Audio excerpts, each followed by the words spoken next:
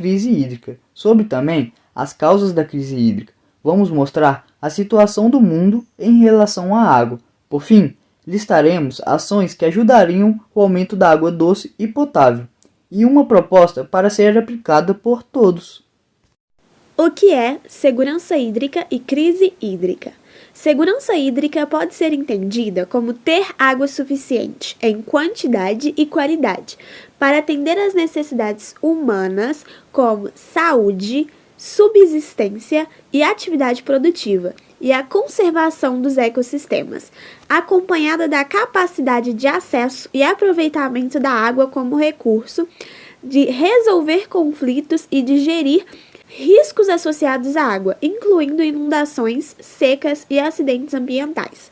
Promover a segurança hídrica é contribuir com a manutenção da vida e deve ser o foco principal daqueles que realizam a gestão dos recursos hídricos, assim como de toda a sociedade. Como consta no próprio termo, crise hídrica abrange todos os problemas relacionados à falta de água para o consumo humano.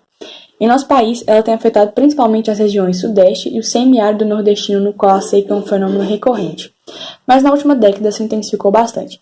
Embora haja um alto índice de pluviosidade anual nessas cidades, a crise hídrica permanece causando secas extremas e comprometendo os reservatórios de abastecimento de água dos moradores.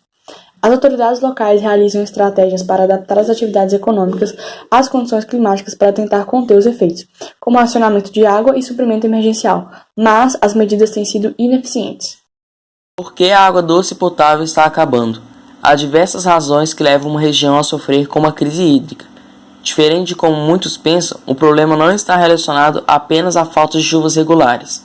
A falta de água, na verdade, é a soma de diversos fatores que incluem anomalias meteorológicas, mas abrangem também questões como falta de infraestrutura de abastecimento capaz de acompanhar o aumento da demanda, má gestão dos recursos hídricos, ausência de medidas de redução de desperdícios, ineficiência da educação para um consumo racional de água, poluição e desmatamento, falta de controle de problemas ambientais e a ausência do uso de fontes alternativas aos reservatórios.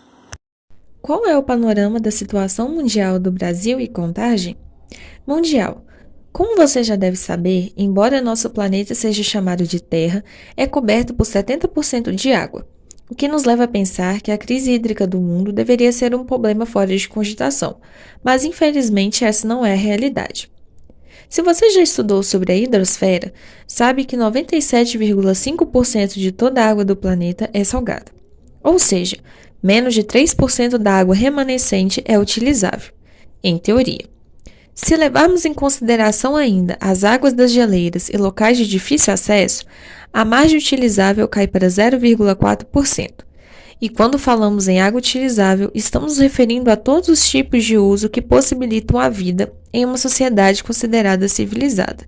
Isto é, desde a produção de energia, passando pela criação de animais e produção agrícola, até o uso cotidiano em nossos lares. Afinal, água é vida. A falta de água no país se agravou consideravelmente a partir de 2014, quando o problema afetou a região sudeste e passou a ser considerado a pior crise hídrica da história do Brasil. Apesar de o Brasil abrigar quase 1/5 de todas as reservas hídricas do planeta, a falta de água é uma realidade presente em diversas regiões do país e, infelizmente, a tendência é que a falta de recursos hídricos se repita nos próximos anos. É importante destacar também o fato de que enfrentamos um sério problema de distribuição de água igualmente pelo território brasileiro.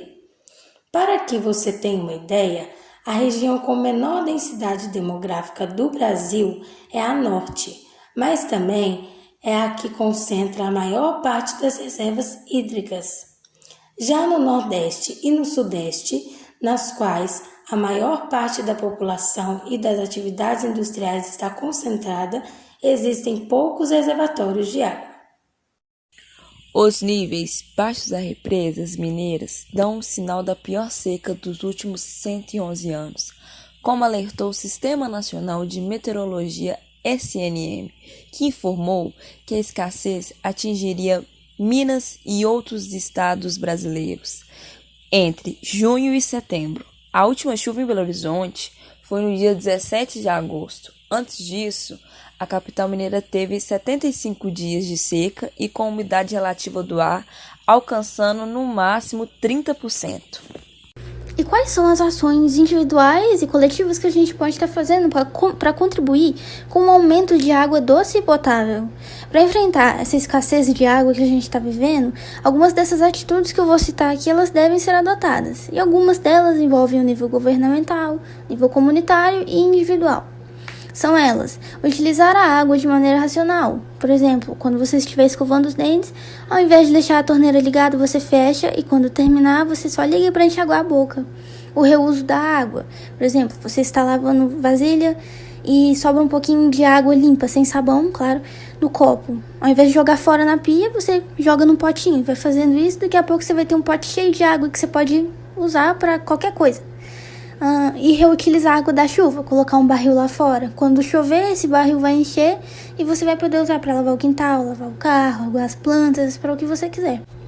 Conservar as bacias hídricas, as nascentes de água e rios. Por exemplo, não poluir os rios, não poluir as nascentes de água, não joga lixo no rio. Isso não depende só de você, depende também das indústrias que jogam seu lixo industrial.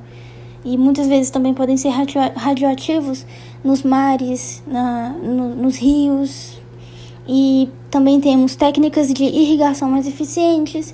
Temos aí na agricultura, por exemplo, uma forma de técnica de irrigar mais eficiente, que é a que eles colocam a água, implantam a água debaixo da terra, perto das raízes. Que aí forma uma linha de água ali e isso vai distribuindo para todas as plantinhas e vai ali meio que reciclando a água e você não precisa aguar de novo tão cedo, porque ela vai estar usando da terra nutritiva já. Então você não vai precisar ficar aguando um tanto de vezes. E também tratamento de água, que isso é algo que o governo deve fazer, tratar a água para a gente poder usar, pegar água de rios para poder usar, para tratar de forma melhor e distribuir de forma melhor. E é isso. Proposta de aplicação de uma ou mais dessas soluções no ambiente pessoal, familiar e social.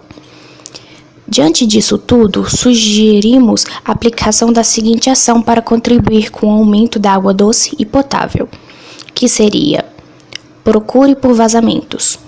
Alguns vazamentos podem ser facilmente detectados. Um modo é o teste do relógio de água. Você fecha o relógio, o hidrômetro, e anota as posições dos ponteiros. Após 1 hora, verifica se há mudanças. Se houver, é muito provável que há vazamentos. Ou ainda o teste interno, que consiste em fechar o registro na parede, esvaziar a torneira e colocar um copo com água. Se a torneira sugar a água, é alerta para vazamentos também. Já na caixa d'água, pode-se marcar o nível de água existente com todas as possíveis saídas fechadas. Se observar mudanças no nível marcado, há um vazamento na canalização ou nos sanitários. Os mesmos testes podem ser feitos em reservatórios subterrâneos.